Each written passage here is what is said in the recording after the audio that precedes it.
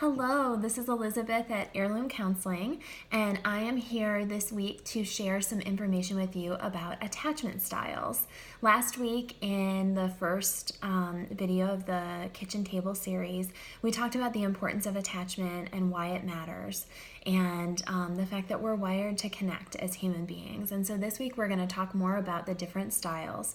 And I want to preface this by saying that we all have sort of a dominant attachment style or adaptation, and we also have pieces of the other styles too. So we kind of talk about it as attachment being a little bit like a pie. We have different size slices of each of the styles. So I just think that's important to share as we move forward with this, and also just to let you know that knowing the other styles and understanding the other styles will help you with your own insight about your attachment, but also will help you in relationships with other people, because most of the time we end up in really important relationships with people who have different styles than we have. So that being said, we're going to talk about the 4 attachment styles today.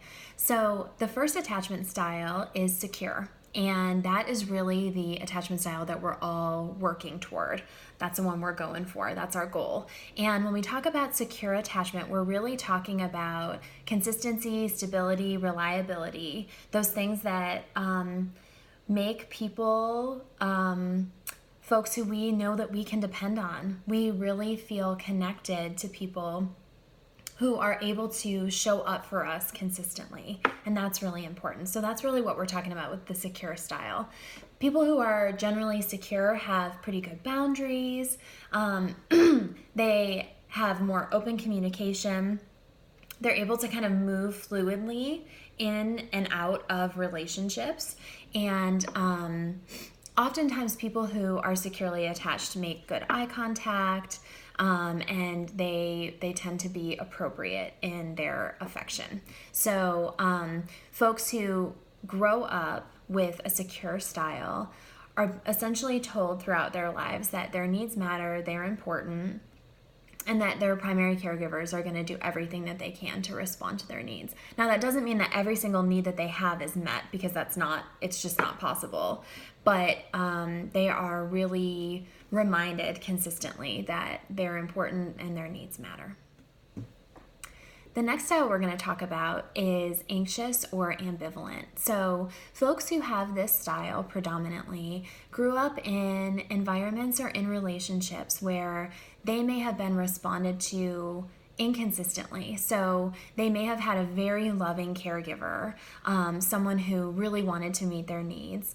And at the same time, that caregiver may have had a lot going on. So they may have had some emotional overwhelm. They may have had some significant financial concerns.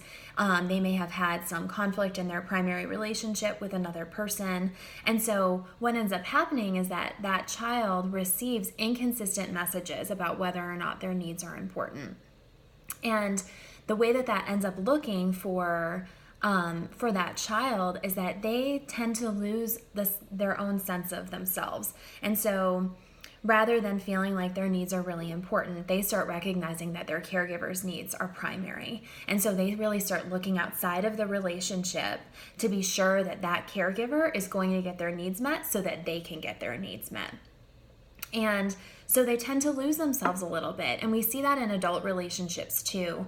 And you or people you know may get into relationships, and it's almost like the person who you thought they were or who you were almost disappears a little bit. They might lose their own interests, things like that. They get really involved in making sure that the other person in the relationship is accommodated. So that's really important to know about the anxious attachment style. The other thing that's important to know about this style is that there can be a strong desire, and there is a strong desire for connection and love. But over time, that person has learned that maybe that's not possible, and that their wanting for that may never be satisfied. So we tend to see that kind of dynamic show up where it doesn't really matter what they receive if they're really feeling emotionally triggered and their nervous system is really triggered. It doesn't matter what kind of love they get. They might just feel like it's not quite enough. And that can feel really frustrating for that person and for their partner. The other piece of this too is that folks who have this style, they really want that love and connection. And when they don't get it, they can feel really angry and resentful, and understandably. So we tend to see those kinds of characteristics for this style. For the avoidant style, we tend to see those relationships characterized by a more flat affect, maybe even insensitive responses to having feelings. So if you are a child and you grow up with a caregiver who tells you to get over it a lot of the time, doesn't want to respond to your emotional needs, tells you to stop crying, tells you that feelings are stupid, a lot of kids get that message. You might grow up with an avoidant attachment style. And so essentially what that means is that you have learned that your emotional needs don't matter. And in fact, that it maybe isn't even safe to have those needs, because the times that you express those needs, you might get in trouble by your caregiver. So that's one of the things that we see with the avoidant attachment style. And then what that ends up looking like in adulthood is that folks might seem more distant if they have this style. They may seem kind of emotionally cut off. They might seem like they don't want relationships. They might seem kind of aloof even. And for folks who do end up getting in relationships, they might be really engaged in the beginning, and then as soon as things start to get more intimate or more connected, they start to pull away because it just doesn't feel safe for them. And they may not have had an experience in their life where they were able to feel emotionally safe in a relationship. And so, I think that's really important about this style too, because I do think that this style gets a pretty bad reputation because of that. And it does not mean that this style does not want to have connection with other people. They absolutely do, and we are all wired to connect with each other and be in relationship with other human beings. It means more that this person doesn't feel safe to be in connection with other people. The last attachment style that we're going to talk about today is disorganized. And this attachment style is definitely characterized by more of a push-pull dynamic. So folks who grew up in homes where they really love their caregiver, and sometimes that caregiver meets their needs. Other times that caregiver doesn't meet their needs, may completely ignore their needs. There might be some neglect involved. There may also be some abuse. And that doesn't necessarily mean physical abuse, but more just emotional, verbal, things along those lines. And so that child ends up feeling like they love their caregiver, and at the same time they maybe feel kind of afraid of them, and maybe not kind of, maybe definitely. And so that caregiver shows up in a really inconsistent way. And so that push-pull dynamic comes forward, and that child, and then later that adult, feels hijacked a lot of the time by their emotions and by their nervous system triggers because of all of the fear that's involved in those relationships. And so that person has that really deep desire for connection, and they're also really terrified of it.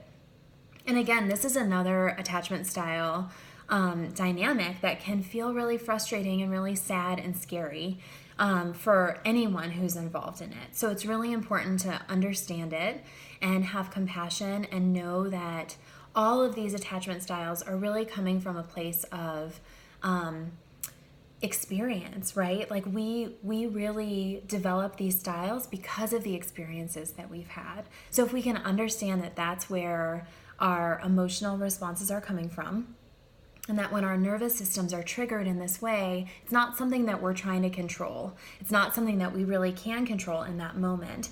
But if we're able to put in the work on the front end, understand our style, understand our partner's style, and really work to understand each other and create new patterns, that's when we see some really deep healing in relationships. So I'm really excited to talk with you more about that over the next couple of weeks, and share with you lots more information about attachment and the ways that we can support ourselves and each other. So thank you so much for being here today, and I will see you soon.